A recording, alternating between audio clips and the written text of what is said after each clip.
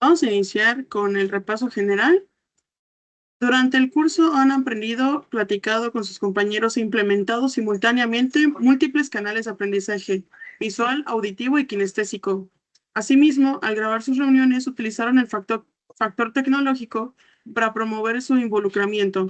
La dinámica de la asignatura pretende simular aquellos momentos en los que solía reunirme con mis compañeros en la cafetería para socializar e intercambiar ideas sobre los temas vistos en clase.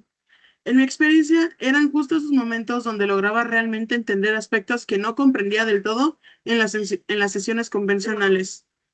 Entonces, aquí podemos visualizar que para alcanzar un entendimiento profundo es necesario que la información se analice desde todos los ángulos, perspectivas y puntos de vista posibles. Dicho proceso se ha llevado a la práctica en sus actividades grupales. Por ejemplo, cuando todo el equipo debe responder la misma pregunta, es justo en su afán de no repetir la respuesta del compañero anterior que ustedes solitos obligan a encontrar un enfoque diferente para abordar en sus aportaciones. La premisa del curso se podría resumirse en aprende mientras conversas, interactúas y socializas. Incluso el alumno más introvertido llega a entender la necesidad de una conversación que cuestione o rectifique sus conjeturas, porque siempre ha sido el método de entendimiento por excelencia. Solo a través de una conversación sincera puedes aspirar a entender las acciones o manera de pensar de alguien más. Complementariamente, otro de los objetivos principales del curso es dejar de producir documentos escritos que se pierden en los repositorios virtuales. En su lugar, se propone la creación de contenido digital como una alternativa que aproveche todo el conocimiento generado por ustedes mismos dentro de sus actividades. El verdadero objetivo de sus videos será contribuir a su propio entendimiento y construcción de aprendizajes, ya que al documentar sus actividades grupales se genera un respaldo digital de fácil acceso que pueda volver a consultar cuando lo necesite, trascendiendo de los límites de una simple actividad de aprendizaje. Al mismo tiempo, dicho respaldo crea una especie de nuevo formato digital educativo que resulta útil para difundirse como contenido audiovisual mediante redes. La meta es que en el futuro ustedes repliquen estrategias de difusión similares, con temas que consideren relevantes de sus licenciaturas o áreas de interés. Es importante dejarles claro que la intención de difundir contenido digital de manera constante y masiva por 5 días no pretendía que sus clips se viralicen ni que aumenten notablemente de suscriptores, porque esos objetivos se alcanzan después de mantener esa misma regularidad, pero durante años. Eso es lo difícil de lograr realmente. La buena noticia es que a través de la asignatura y mediante sus mismas actividades ya tienen una fuente de contenido audiovisual suficiente para nutrir sus aplicaciones de video corto al menos por 1 o 2 meses. Los resultados van a llegar si logran cumplir religiosamente con las siguientes 2 tareas. La primera es tener una disciplina militar en la creación, como mínimo de un clip de 30 segundos todos los días. La segunda es no enfocarse en subir clips solo a una aplicación, porque aunque parezca tener mejores resultados que las demás, no se compara con el nivel de alcance al que se puede aspirar subiendo el clip a las 5 aplicaciones todos los días. Así como se conectan los conceptos fundamentales del curso realizados hasta ahora, es importante que los tengan bien claros porque la presente actividad les servirá para poner en práctica y reforzar múltiples aprendizajes obtenidos anteriormente. Ok, después es la lectura del material didáctico que nos dejó el profesor. Y empiezo. Ok, filosofía y matemáticas, silogismos y ecuaciones. Las operaciones matemáticas son esenciales para el desarrollo cognitivo e intelectual de la sociedad, porque permiten la obtención de parámetros objetivos y confiables, que ayudan a direccionar la toma de decisiones dentro del diseño de cualquier proyecto profesional, dando origen a frases célebres como muéstrame datos duros o los datos recabados indican claramente X cosa. En otras palabras, un argumento, hipótesis o planteamiento tiene mayor probabilidad de ser válido o real cuando se fundamenta en un análisis profundo de datos cuantitativos. Lo anterior implica evaluar rigurosamente, diagnosticar y detectar patrones dentro de todas las variables obtenidas mediante la recolección de información. Lo que no nos enseñan en la escuela es que las matemáticas sirven para entrenar habilidades de la mente, fundamentales relacionadas con el desarrollo de un criterio sólido. La intención real de aprenderlas es ejercitar la capacidad de reconocer la lógica detrás de la argumentación en el discurso. Es por tal motivo que en las pruebas de medición, las operaciones numéricas más complejas se incluyen dentro del área de racionamiento lógico y matemático. Tal vez ahora entiendan mejor el significado de llevar tal nombre. Esta visión es tan antigua que las escuelas con el tiempo dejaron de darle importancia. Sin embargo, la realidad es que las variables incógnitas de una expresión algebraica simbolizan lo que podrían ser planteamientos, hipótesis o supuestos expresados con frases o enunciados. Los antiguos filósofos, incluso antes de los presocráticos, buscaban establecer una metodología para comprobar la veracidad de cualquier razonamiento, afirmación o supuesto o hipótesis. Con el tiempo entendieron que debían partir de planteamientos opuestos que, al contraponerse, revelarían un punto medio, permitiendo la construcción de equivalencias. Únicamente podían comprobar la veracidad de una afirmación cuando se planteaba a través de la detección de una equivalencia dentro de un determinado grupo o sector de la realidad. Lo anterior dio el pie al silogismo, que consiste en un tipo de razonamiento deductivo compuesto de 3 proposiciones, 2 premisas y una conclusión. Aquí les dejo un ejemplo simple. Premisa mayor, todas las personas tienen nombre. Premisa menor, un pájaro no tiene nombre. Conclusión, un pájaro no es una persona. Los antiguos pensadores se dieron cuenta que al detectar una equivalencia válida en determinado sector, podían establecer una premisa mayor y correlacionar ideas hasta encontrar algún escenario donde dicha igualdad no se cumpliera. Esa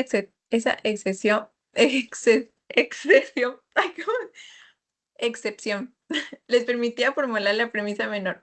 La estrategia que utilizaban consistía en proceder a la experimentación, reorganizando y agregando elementos de diversas maneras, basados en un ejercicio de prueba y error. Establecer la premisa mayor era clave porque la única conclusión verdadera solo podía surgir combinando de manera congruente sus elementos sin caer en contradicciones. El problema de utilizar palabras fue que la complejidad del lenguaje dificultaba encontrar la combinación idónea de ideas que pudiesen resultar en conclusiones válidas. Los pensadores de aquella época se dieron cuenta que necesitaban simplificar las premisas para que pudieran perfeccionar su habilidad de reorganizar sus elementos y encontrar correlaciones que resulten en planteamientos válidos.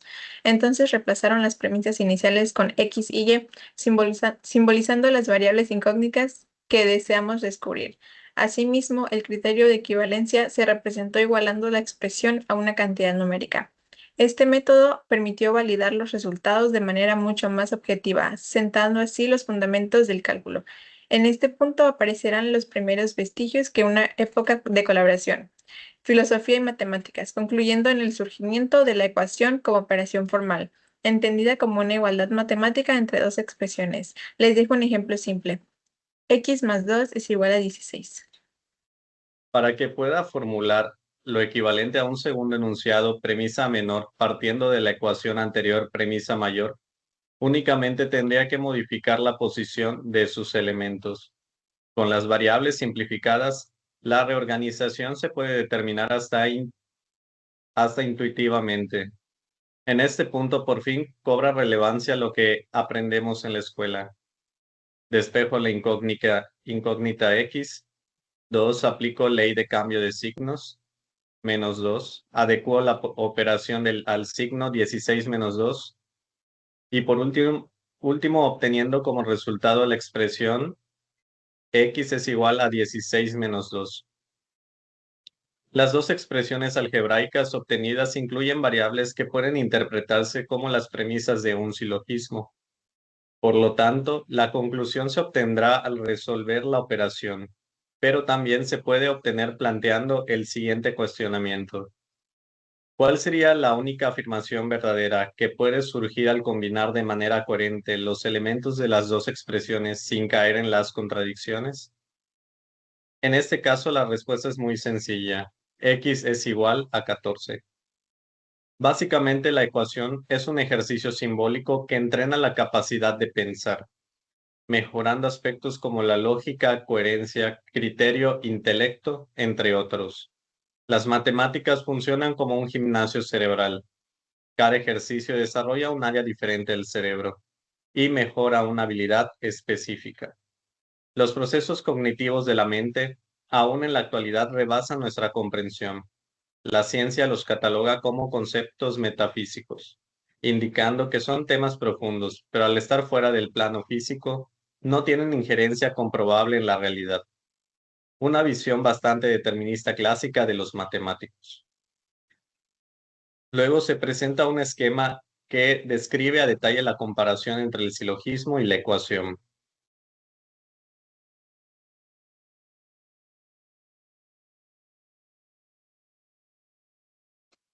Primero tenemos el silogismo, que es todas las x más 2 es igual a persona 116 nombre. En el lenguaje, la equivalencia se presenta enunciando un aspecto que se cumple en todos los miembros de determinado sector. En este caso, dicho aspecto es el nombre que todos tenemos. El siguiente silogismo es un pájaro NOx es igual a 16 menos 2 tiene nombre. En la ecuación, los símbolos utilizados para representar las variables eliminan todas las complicaciones del lenguaje, centrándose en plantear la equivalencia en el valor numérico. Dado que el lenguaje es mucho más complejo, no existen opuestos exactos. Una persona no puede pasar a negativo porque el contrario a persona no es no ser persona. Entonces, cualquier sector que cumpla con el requisito de no ser persona podría encajar en la construcción de la premisa menor. Yo pensé en un pájaro, la parte restante del enunciado. Si puede pasarse a negativo porque lo contrario de sí tener es no tener. El siguiente es un pájaro no es x igual a 14 una persona. Para encontrar la afirmación verdadera en la ecuación únicamente debo resolver la operación. En cambio, el lenguaje no funciona con fórmulas. Lo más cercano a dividir para el lenguaje es la síntesis. Para lograrla debo integrar un elemento de las primeras dos variables y correlacionarlos para crear un enunciado diferente, intentando que sea congruente, es decir, que no tropiece en contradicciones. En el ejemplo se usa hombre de la variable 1 y pájaro de la variable 2, formando un enunciado diferente a las anteriores respetando los planteamientos de las premisas. Esta descripción no es una ciencia exacta, porque el entendimiento de la lógica representa un reto aún en la actualidad debido a la subjetividad que rodea al individuo. Conceptos como lógica, verdad, libertad y razón aún no son abstractos en sus mecanismos, imposibles de mapear para su comprensión total, perteneciendo más al campo metafísico. Justo por aquello, los grandes pensadores antiguos decían que las matemáticas revelan parte del funcionamiento de la realidad misma, por ende nos brindan nuestra única herramienta para entender los misterios más profundos y complejos del universo. Es casi conocimiento divino. Ahora es responder las preguntas. Ok. La primera pregunta para mí es, ¿qué tan útil les pareció el método de los antiguos filósofos griegos para desarrollar el pensamiento lógico? Para esa pregunta, mis encuestados, pues para empezar, todos fueron de la uni y una fue una familiar mía. Y pues hice un Excel que no lo voy a compartir, pero la mayoría de las personas están o de acuerdo o totalmente de acuerdo con el método de los antiguos griegos. Fue útil para fomentar el desarrollo del pensamiento. De ahí, ¿en qué medida están de acuerdo con que las matemáticas son esenciales para el desarrollo cognitivo e intelectual de la sociedad? Esa pregunta, todos estuvieron de acuerdo o totalmente de acuerdo, pero solo una persona estuvo como que en una respuesta neutra, pero yo considero que es normal porque pues la mayoría de las veces en la escuela nos enseñan justo ese argumento de que pues las matemáticas son esenciales para nuestra sociedad, porque pues por ejemplo, cuando uno de niño pregunta de que pues de qué me va a servir esto, pues los profes te sacan mil y un ejemplos de la vida diaria para utilizar, no sé, alguna teoría algebraica o algo por el estilo. Para mis entrevistas, yo se los hice a 4 compañeras de mi facultad y a un maestro. Mi primera pregunta es, ¿qué tan de acuerdo están con que las escuelas deben enfocarse más en el desarrollo del pensamiento que en la resolución de operaciones numéricas? En lo personal me ponían más 4 totalmente en desacuerdo y uno que es totalmente de acuerdo, pero al final terminó siendo como resultado que están en desacuerdo. Mi segunda pregunta es, ¿en qué medida consideran que las variables incógnitas en álgebra son comparables a los planteamientos o hipótesis en el discurso? En esta ocasión estaban más o menos de acuerdo y en totalmente de acuerdo. Preguntas, ¿están de acuerdo con que los silogismos permiten comprobar supuestos válidos de la misma manera que las ecuaciones permiten encontrar resultados correctos?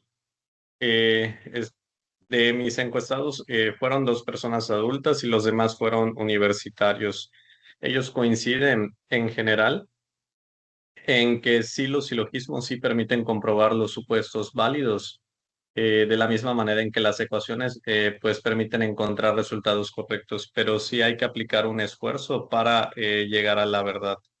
Más que nada, comentaban sobre esta pregunta que la parte de las ecuaciones, como que el método científico es importante, más que hacer analogías donde no hay así como que una evidencia muy concreta o un camino conocido. Más que nada siempre comentaban de que pues estaba un poquito así la pregunta al aire porque no estaba fundamentada en tener como que una base de información. La siguiente pregunta es, ¿qué percepción tienen respecto a que las matemáticas funcionan como un gimnasio cerebral?